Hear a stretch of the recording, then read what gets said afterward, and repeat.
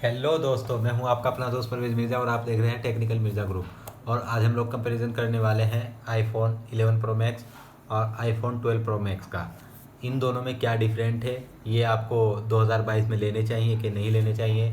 जो कि अभी आपको पता होगा कि आईफोन 14 लॉन्च हो चुका है, मार्केट में भी आ गया है। तो उसके बाद भी क्या हमें आईफोन 11 प्रो मैक्स या आईफोन 12 प्रो मैक्स लेना चाहिए, ये यूज़ेबल अभी है कि नहीं है, तो इसी के बारे में मैं आपको बताने वाला हूँ डिटेल में। अभी सबसे फर्स्ट में अगर मैं आपको बता देता हूँ तो इनके जो प्राइस हैं दोनों के, मैं वो बता देता हूँ जो भी ऑनलाइन प्राइस इनके चल रहे हैं। अगर आप जाते हैं 11 प्रो मैक्स 64 GB के लिए, 11 प्रो मैक्स 64 GB के लिए अगर आप जाते हैं तो 1,09,990 रुपये प्राइस पड़ेगा। और अगर आप जाते हैं 12 प्रो मैक्स 128 GB, जो कि इसके स्टार्ट होता है 128 GB से ही, उसका आपको प्राइस पड़ेगा 1,38,990 रुपये। जबकि हमारा 11 प्रो मैक्स जो है ये 64 GB से स्टार्ट होता है, इसका फर्स्ट वेरिएंट आता है 64 GB। अब दोनों में क्या फ़र्क है, आपको क्या लेना चाहिए क्या नहीं लेना चाहिए, क्योंकि दोनों में अगर प्राइस की बात करें तो 29,000 रुपये का डिफरेंट आ रहा है। अब मैं आपको बताता हूँ डिटेल में कि इनमें दोनों में क्या डिफरेंट है और आपको क्या लेना चाहिए क्या नहीं। जो कि मैं मेन जो फ़र्क है सिर्फ वही आपको बताऊँगा जो मेन डिफरेंट है। जैसे फर्स्ट वाला इसमें डिफरेंट आता है, अगर आप इसको देख पा रहे होंगे अच्छे से, तो इसका जो ये शेप है इसकी एकदम राउंड है। आप यहाँ से भी राउंड है और ये भी जैसे राउंड है दिया है बिल्कुल।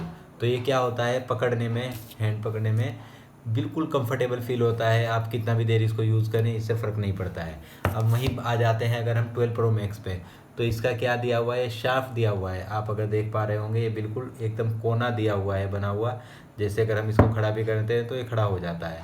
तो ये एक अलग चीज़ है। बाकी इसमें क्या प्रॉब्लम क्या आती है, जब हम इस तरह पकड़ के टाइप करते हैं तो टाइम हो जाता है, थोड़ी देर हो जाती है तो हमारी उंगलियों पे इनके निशान आने लग जाते हैं।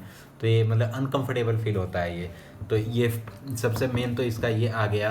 अब अगर हम दूसरे की बात करें, इनकी जो अगर बॉडी की बात करते हैं, दोनों स्टेनलेस स्टील हैं, दोनों की बॉडी में कोई डिफरेंट नहीं है, दोनों सेम सेम है, इतना फ़र्क नहीं। हाँ, इसमें फ़र्क क्या दिया है, इसमें अगर आप देखेंगे जो बैक का जो पैनल है ये ग्लास है, और अगर आप इसका पैनल देखेंगे ये गिलास टाइप ही है, मतलब ये थोड़ा अच्छा क्वालिटी का गिलास है।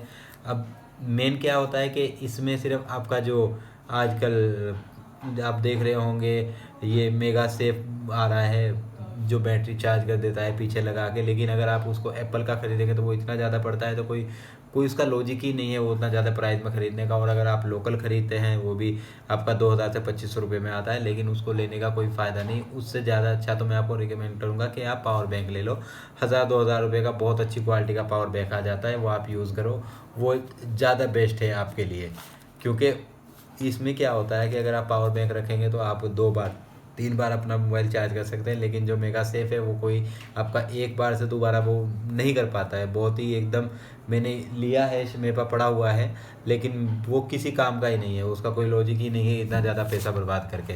हाँ, दूसरा अगर डिफरेंट पे आते हैं हम, कैमरे के लेंस अगर आपको देख पा रहे होंगे, इसके जो कैमरे के लेंस है वो थोड़े छोटे हैं और इसके जो लेंस हैं वो थोड़े से बड़े हैं। लेकिन बड़े होने का मतलब ये नहीं है कि इसके कैमरे बड़े हो गए।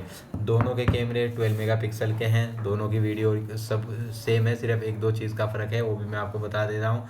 जैसे लाइडर स्कैनर इसमें एक्स्ट्रा दे दिया है, उसका नहीं है उतना ज़्यादा। अब उसके बाद क्या आता है, अगर हम कैमरों में जाते हैं तो ये कर देता है हमारा 4K रिकॉर्डिंग, जो कि iPhone 11 pro max 4K recording नहीं कर पाता। ऐसे करने को तो करता है, लेकिन क्योंकि करने को तो अगर हम करते हैं तो आईफोन 11 प्रो मैक्स से भी हम, सॉरी 11 प्रो मैक्स को आईफोन 7 प्लस से भी हम लोग 4K रिकॉर्डिंग कर सकते हैं, लेकिन उसकी क्वालिटी में और इसकी क्वालिटी में डिफरेंट आ जाता है। अब अगर हम बात करते हैं इनकी चिपसेट के बारे में, तो 11 प्रो मैक्स में आता है A13 बायोनिक चिपसेट, और जबकि 12 प्रो मैक्स में क्योंकि एक साल आगे का है तो इसमें आता है A14 बायोनिक चिपसेट। तो इतना ज़्यादा डिफरेंट सिर्फ उन लोग के लिए पड़ेगा इससे जो लोग पबजी वगैरह खेलते हैं, वही लोग इस चीज़ को, जो नॉर्मल यूज़र हैं उन लोग को इस चीज़ के से कोई फ़र्क ही नहीं पड़ने वाला है। उसके बाद क्या होता है, जो कि अभी तक के नहीं आने आया है, आया भी है तो उतना वो उसका वो नहीं है कि उतना अच्छे से लोग यूज़ कर रहे हैं। सिर्फ हमारा आईफोन 12 प्रो मैक्स जो है ये 5G है, और 11 प्रो मैक्स जो है ये 4G है। अब 4G ही हमारे इंडिया में चल रहा है, इंडिया हो नेपाल हो 4G ही चल रहा है। अभी 5G आएगा, जब वो अच्छे से मार्केट में आएगा जब पता चलेगा। अब इसमें भी क्या चीज़ है कि अगर आप यूएसए वाला जैसे आप देख रहे होंगे, ये जो सेट है यूएसए वाला है। इसमें आप यहाँ को माइक्रोवेव दिखाई दे रहा होगा, तो ये यूएसए का सेट है। इसमें 5G बहुत अच्छा काम करता है, लेकिन है ही नहीं तो काम ही कहाँ से करेगा। अब 5G और 4G इतना आपको फ़र्क नहीं पड़ेगा, क्योंकि नॉर्मली आप 4G ही चलाने वाले हैं, तो उससे इतना फ़र्क नहीं पड़ेगा। मेन फ़र्क पड़ता है इसके रैम से। अगर आप देखते हैं रैम, अभी क्या होता है कि 11 प्रो मैक्स का जो रैम आता है वो 4GB आता है, लेकिन 12 प्रो मैक्स का जो रैम है वो आता है 6GB। मैं आपको सिर्फ मेन चीज़ें बता रहा हूँ, जो इसके अंदर की सिस्टम है वो मैं इतना नहीं बताना चाहता, क्योंकि जिनका यूज़ ही नहीं उनको बता के भी कोई फ़ायदा नहीं है। अभी ये भी आपको मैं क्यों बता रहा हूँ, क्योंकि रैम है। ज़्यादातर लोग एंड्रॉयड जो चलाने वाले लोग हैं वो रैम पर देखते हैं, ये 4GB रैम है, 6GB रैम है, इस तरह से। अब आईफोन ने जो है 12 प्रो मैक्स से चालू किया है 6GB रैम देना, नहीं तो 4GB ही रैम आता था। उसके बाद अगर हम इनकी स्टार्टिंग देखते हैं, अगर आप देखेंगे, अगर आप आईफोन 11 प्रो मैक्स लेने जाएंगे तो ये आता है स्टार्ट जो होता है 64GB वेरिएंट से, लेकिन वहीं 12 प्रो मैक्स जो स्टार्ट होता है ये होता है 128GB वेरिएंट से। और जो मैंने आपको शुरू में प्राइस बताए थे वो मैंने दोनों के इसी हिसाब से प्राइस बताए थे, कि जो 128GB वाला और इसका 64GB वाले के हिसाब से ही। अब आ जाते हैं कैमरों पे। अब कैमरे में आप जैसे मैंने अभी बताया आपको कि इसके सेंसर बड़े हैं, तो सिर्फ इनका काम ये है कि ये 11 प्रो मैक्स जो है ये डबल जूम करता है, ये 2.5 जूम जैसे बोलते हैं ना, 2x जूम कर देता है, ये 2.5x जूम करता है। तो उतना ज़्यादा डिफरेंट नहीं है, जितना प्राइस में डिफरेंट है उतना ज़्यादा इसके कैमरे में कोई ऐसा खास डिफरेंट नहीं है। उसके बाद अगर हम बात करते हैं बैटरी की, तो आप शॉक हो जाएंगे, क्योंकि 11 प्रो मैक्स का बैटरी बड़ा है। इसकी अगर हम एमएच की बात करते हैं 11 प्रो मैक्स की, तो इसकी बैटरी है 3969 mAh की बैटरी है 11 प्रो मैक्स की। और वहीं पे जो बैटरी आती है, और हाँ पहले मैं बता दूं, ये जो चार्जर जो सपोर्ट करता है 20 वाट का फास्ट चार्जर सपोर्ट करता है, और ये 30 मिनट में 50% आपको चार्ज कर देता है। वहीं अगर हम बात करें 12 प्रो मैक्स की, इसके अंदर जो बैटरी आती है वो आती है 3687 mAh की बैटरी इसकी आती है। सेम चार्जिंग करने का वही सिस्टम है कि 20 वाट का फास्ट चार्जर आपको 30 मिनट में 50% चार्ज कर देगा, लेकिन फिर भी इसका क्या है कि इसकी बैटरी लाइफ ज़्यादा है। 12 प्रो मैक्स की बैटरी लाइफ करीब आपको 2 घंटा ज़्यादा मिल जाती है।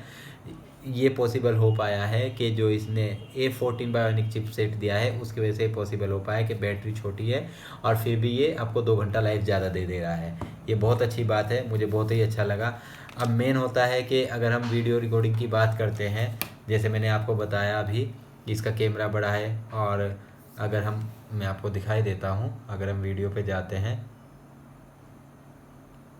देखो इसमें ये 4K रिकॉर्डिंग कर रहा है, 4K आ रहा है यहाँ पे, और 4K 60K सेम वही है, इसमें भी वही दिखाता है 4K 60K। इससे ज़्यादा आप रिकॉर्ड नहीं कर पाते हो, क्योंकि 8K तो अभी तक इसमें दिया नहीं है। शायद 14 प्रो मैक्स में आ गया होगा 8K, मैंने भी उसका डिटेल नहीं देखा है। ये देखो, तो कैमरों में इतना ज़्यादा कोई डिफरेंट नहीं है। अगर आप कहेंगे तो मैं आपको इसे दिखा सकता हूँ। कुछ नहीं है, एक होता है ना, जैसे अगर हम ऐसे देखते हैं ब्राइटनेस ज़्यादा कम करके, वो इतना कोई फ़र्क नहीं है, क्योंकि अगर प्राइस की हम बात कर रहे हैं 29,000 रुपये बहुत ज़्यादा हो जाते हैं इन दोनों के लेने के लिए। हाँ, अगर आपका बजट बहुत अच्छा है तो आप 12 प्रो मैक्स ले लीजिए। अगर आपका बजट थोड़ा कम है और आप 11 प्रो मैक्स के लिए जा सकते हैं। 12 प्रो मैक्स और 11 प्रो मैक्स में कोई इतना खास डिफरेंट नहीं है। अगर आपके पॉकेट इतना अलाउ नहीं कर रही तो आप 1,09,990 इसका दिखाया हुआ है, लेकिन उसमें भी 5% 10% का डिस्काउंट आपको मिल जाके ये अच्छे खासे प्राइस में आपको मिल जाएगा। हाँ, मैं आपको सिर्फ एक सलाह दूंगा, अगर आप आईफोन को महंगा लग रहा है आपको, तो आप सेकेंड हैंड आईफोन के लिए भी जा सकते हैं। ऐसा नहीं है कि आप 50,000 आईफोन में ना डर के मतलब सोचे कि सेकंड हैंड है। अगर आप अच्छी शॉप से गारंटी का सेकंड हैंड भी मोबाइल ले लेते हैं तो वो भी आपके लिए बहुत अच्छा है। एंड्रॉयड से कहीं ज़्यादा अच्छा रहेगा आपको। हाँ, बाकी कुछ लोग होते हैं जो एंड्रॉयड यूज़र होते हैं, कुछ होते हैं एप्पल यूज़र होते हैं। मेरा ऐसा कुछ नहीं है, मैं दोनों तीनों यूज़ करता हूँ। मैं एंड्रॉयड भी यूज़ करता हूँ, मैं आईफोन 12 प्रो मैक्स भी यूज़ करता हूँ, 11 प्रो मैक्स भी यूज़ करता हूँ। और अभी जो परसेंट में मैं वीडियो बना रहा हूँ, आप शॉक हो जाएंगे, मैं 7 प्लस से वीडियो बना रहा हूँ। क्योंकि अभी दोनों मोबाइल तो मैंने हाथ में ले लिए, इन्हीं से मैं ज़्यादा रिकॉर्डिंग करता था, लेकिन अभी 7 प्लस मेरे पास एक पड़ा था, अभी मैं उससे रिकॉर्ड कर रहा हूँ। तो आज की जो वीडियो डल रही है वो 7 प्लस से रिकॉर्ड होकर डल रही है।